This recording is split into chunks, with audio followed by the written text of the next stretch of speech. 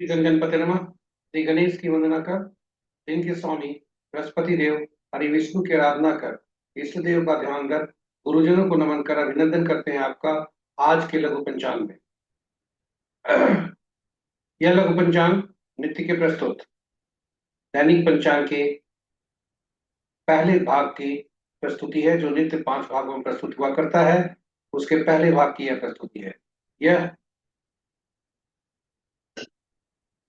आपके सुझावों के अनुरूप है। इसमें डेटा जो भी प्रयुक्त हुए वो पंचांग से लिए गए हैं, छवि गूगल से ली गई है और यह प्रस्तुति आप तक यूट्यूब के माध्यम से प्रस्तुत की जा रही है। चलिए पंचांग की तरफ चलते हैं। पंचांग, जैसा हम सब जानते हैं, शुभ मुहूर्त जानने का माध्यम है, किंतु अब वास्तविक स्थिति ऐसी नहीं है।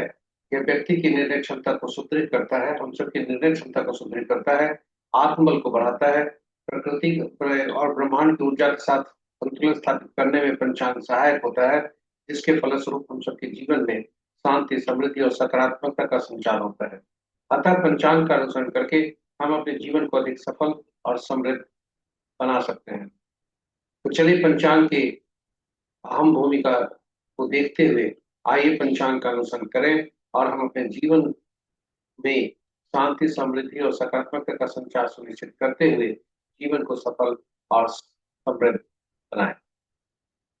साथ ही साथ सुझाव है यह मेरा कि इसे साझा करें अपने मित्रों, परिजनों और शुभेच्छुओं के संग, ताकि वे भी पंचांग का अनुसरण करके अपने जीवन में शांति, समृद्धि और सकारात्मकता का संचार सुनिश्चित करते हुए अपने जीवन को अधिक सफल और समृद्ध बनाएं और हम सब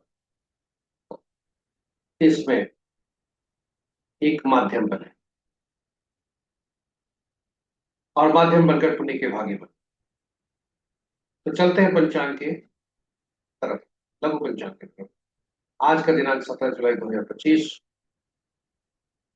श्रावण माह, कृष्ण पक्ष, 1947 विश्वसु, 2082 कलायुग और कलयुग का 5136वां वर्ष। सूर्योदय 5:09 पर, सूर्यास्त 6:42 पर, sunrise at 5:09 AM, sunset at 6:42 PM। आज का दिशा शुभ दक्षिण है, फिर भी उस दिशा में यात्रा करने के बाध्यता हुई तो दही का सेवन कर यात्रा और यात्रा में शुभता लगा। पंचांग के पांचवां अंक, वार गुरुवार, तिथि रात्रि 7:08 तक सप्तमी, जो भद्रा तिथि के अंतर्गत आता है। तत्पश्चात अष्टमी, जो जया तिथि के अंतर्गत आता है। नक्षत्र कल भोर में 3:39 तक रेवती और उस तत्पश्चात अश्विनी। योग प्रातः 9:29 तक अतिकंठ, उसके बाद सुकर्मा और करण प्रातः 8:07 तक विष्णुभद्रा, उसके बाद भव। रात्रि 7:08 तक भव रहेगा और उसके बाद बालव। तो ये रहे पंचांग के पांचों। करण पुनः बता दें, प्रातः 8:07 तक भद्रा, उत्तर पश्चात रात्रि 7:08 तक भव, उसके बाद बालव। महत्वपूर्ण मुहूर्त की तरफ चलते हैं। अभिजीत मुहूर्त दिन के 11:28 से 12:23 तक। अमृतकाल देर रात्रि 1:22 से 2:53 तक। सर्वार्थ सिद्धि योग प्रातः 5:09 से 5:09 तक, यानी आज के सूर्योदय से कल के सूर्योदय तक, इसे अहोरात्रि मुहूर्त। विजय मुहूर्त अपराह्न 2:11 से 3:05 तक। गोधूली बेला संध्या 6:41 से 7:02 तक। निशिता मुहूर्त देर रात्रि 11:35 से मध्य रात्रि 0:17। रात्रि में किए जाने वाले पूजा पाठ, जब तक साधना, तंत्र मंत्र आदि के लिए निशिता मुहूर्त श्रेष्ठ हुआ करता। अशुभ मुहूर्त आज ज्यादा है। राहु काल अपराह्न सबसे ज्यादा प्रभावी। राहु काल अपराह्न 1:37 से 3:19 तक। इसका साप्ताहिक कैलेंडर आपके उपयोग के हेतु हमने यूट्यूब पर रखा है, जो आपके लिए उपयोगी हो सकता है किसी भी कार्यक्रम को बनाने में, कार्यक्रम को बनाने में, अग्रिम योजना को बनाने में, ताकि आपका कोई भी कार्य राहु काल के अंतर्गत ना आए और कार्य संपन्न हो, राहु काल का कुप्रभाव न पड़े। इसी उद्देश्य से हमने रखा है, आप उसका उपयोग करें। हो सकता, आशा करते हैं ये आपके लिए उपयोगी होगा।